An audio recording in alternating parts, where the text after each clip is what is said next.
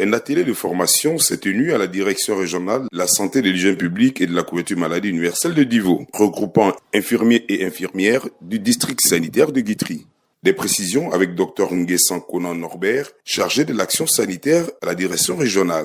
Cette formation est bienvenue pour nous parce que dans un premier temps, le choix du district de Guitry est capital pour la région de l'Haut-du-Bois. Ça veut dire que ces genres de choix ne se font pas au hasard. D'abord, Guitry, au niveau de la région de l'Haut-du-Bois, est un district où les données sont bien bonnes en termes de qualité, en termes de promptitude, en termes de performance. Guitry est un district qui présente tous ces caractères au niveau de la région de l'Haut-du-Bois, sur les 3 districts que nous avons. Donc je pense que ce choix n'est pas vain. Ce choix peut être dû à la performance et aux qualités des données de Guitry. À proprement parler, par rapport à cet atelier, la digitalisation des données sanitaires est un projet d'avenir. Entendre par là, tout passe par le NTIC. Et les données physiques sont difficilement manipulables parce qu'il va falloir d'abord compter les données, ensuite les renseigner dans un registre, dans le rapport SIG, et le renseigner encore. Alors que cette manière de faire va nous permettre de raccourcir un peu les données. C'est-à-dire on les renseigne directement sur des tablettes qui vont raccourcir un peu et puis rendre plus intéressant la qualité des données. Au sortir des 48 heures de travaux en atelier, quelques participants se disent satisfaits.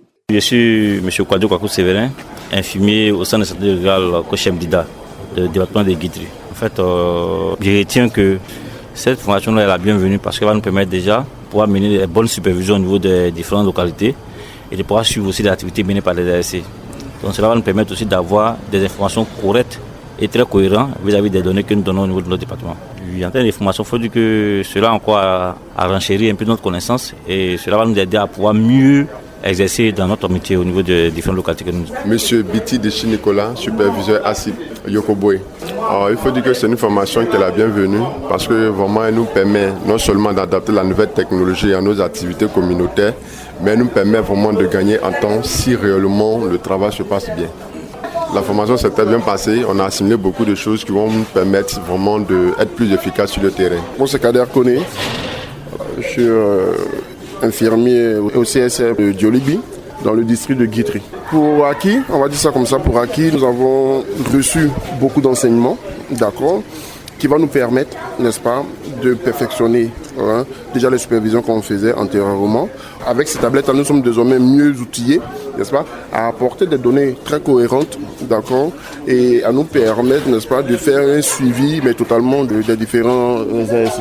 Pour rappel, Save the Children, sous la coordination de la direction de la santé communautaire, la DSC, et le leadership de la direction de l'informatique et de l'information sanitaire, le DIS, a lancé le développement de 2 applications mobiles, à savoir l'application supervision mobile des acteurs communautaires baptisée E-Supervision et la sous-instance communautaire de la base de données DHIS2. Ces 2 applications s'inscrivent dans un processus de digitalisation des interventions communautaires et visent à améliorer la qualité des interventions et faciliter la collecte des données communautaires à travers une digitalisation des processus, une plus grande responsabilisation des acteurs et une amélioration du suivi en temps réel des activités communautaires. Ainsi, du papier à la digitalisation, c'est un bond qualitatif que vient de franchir le ministère de la Santé, de l'Hygiène publique et de la couverture maladie universelle à travers ce projet pilote.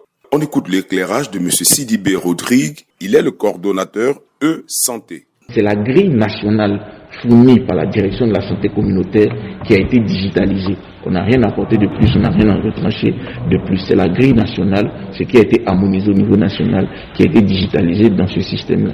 Et celui-ci, l'agent de santé va sur le terrain avec son équipement, donc la tablette qu'on lui a donnée. Il faut noter que ces 2 applications fonctionnent tant avec Internet comme sans Internet.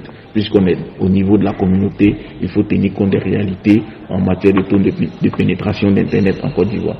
Et une fois qu'il est sur le terrain, l'agent de santé, pour aller faire la supervision à son acteur communautaire, il suit protocole par protocole. Donc c'est en même temps comme une aide-mémoire, un guide. Il a la tablette et c'est item après item, il coche, il remplit, jusqu'à il termine la supervision. C'est validé par son supérieur hiérarchique au niveau du district sanitaire.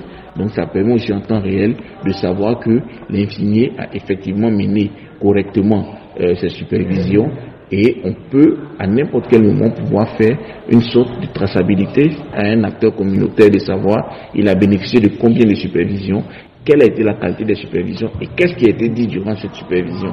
Ça permet aussi, lorsque il y a une supervision supérieure au niveau du district, on peut faire un suivi, c'est-à-dire oui, l'ASC aujourd'hui mène un type d'activité, on voit qu'il y a un très bon avancement dans sa qualité de truc, et on peut regarder, on peut voir, oui, il a bénéficié des cas de supervision, voilà ce qui a été dit, ce qui a été dit, et on se rend compte qu'il ne commet plus les mêmes erreurs.